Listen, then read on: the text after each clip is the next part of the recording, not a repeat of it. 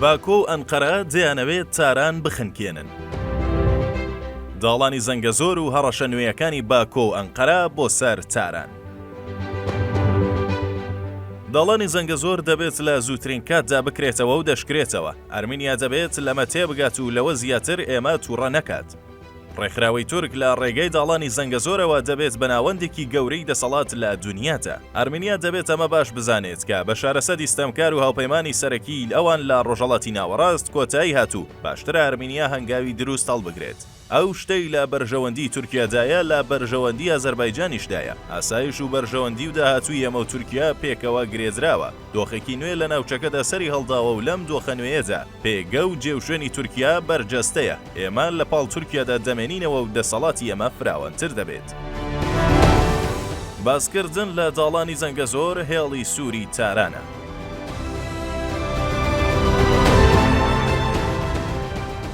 با داگیرکردنی داڵانی زەنگەزۆر ئێران تووشی خنکانی جیۆپۆلیتیکی دەبێت و لەم کاتەدا ئیتر تاران ناچارە جەنگی مانوونەمان لەگەڵ باکۆ و ئەنقەرەدا دەست پێ بکات.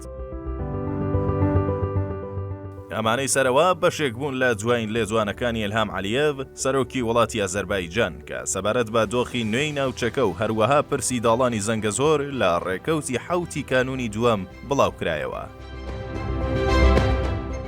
داڵانی زەنگەزۆر ئەو داڵانەیە کە سەر بە خاکی ئەرمینیا و هاوکات سنووری ئێران و ئەرمینیایە.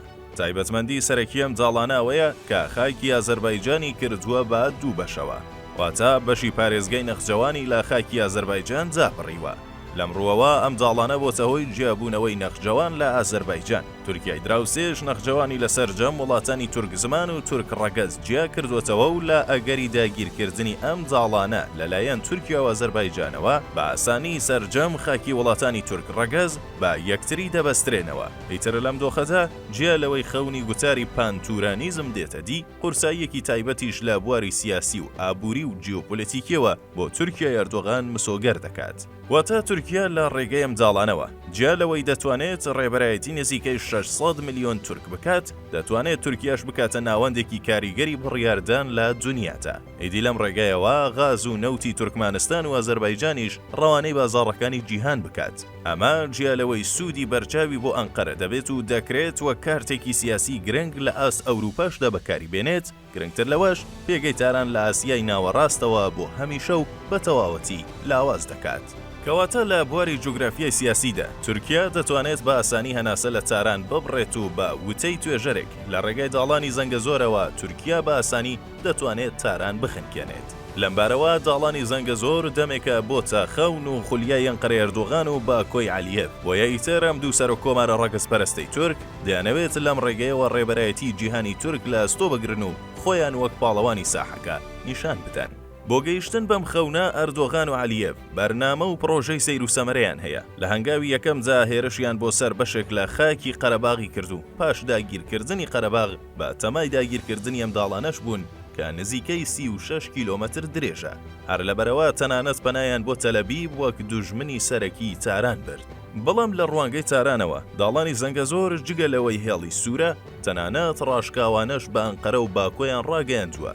ئەگەر بێت و ئەم دوو وڵاتە لەسەر داگیرکردنی ئەم داڵانە پێداگر بن بە دڵنیاییەوە تاران شەڕی مانوونەمانی بۆ دەکات و سڵ لا هیچ شتێک ناکاتەوە. کۆیەم چیرۆکە بە ئێمە دەڵێت جیا لەوەی تورکیا ئەردۆغان و جیهانی تورک دەمێکە تەنگیان بە تاران هەڵچنیوە و بەردەوام خەریکی گەمەرودانی تاران و لاوازکردنی پێگەی تارانن لە ناوچەکەدا، پێدەچێت ئەنقەرە خەون و خولیای سەیر و سەمەرەتری هەبێت و لە پێناو گەیشتن بەم خەون و خولیایانە ئەردۆغان ئامادەیە هەرچی پێویست بێت لەم ڕێگایەدا جێبەجێ بکات و بیر لە ئەنجامدانی نەکاتەوە. وەکەوەی لە سووریادا و بە هیوای گەیشتن بە خەونی گواستنەوەی پرۆژەی غازی خەتەر کردی، بەڵام لە ئەنجامدا تووشی ئەو هەموو شکست و قەیرانە بووەوە.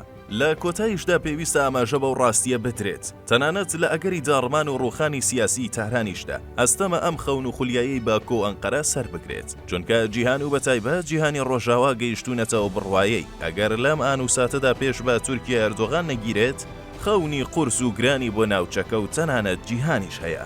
ئەمە جیا لەوەی کە تاران حەز بەوە دەکات ئەنقەرە لە داگیرکردنی ئەم داڵانە پێداگری بکات بۆ ئەوەی تۆڵەی سووریای لێ بکاتەوە.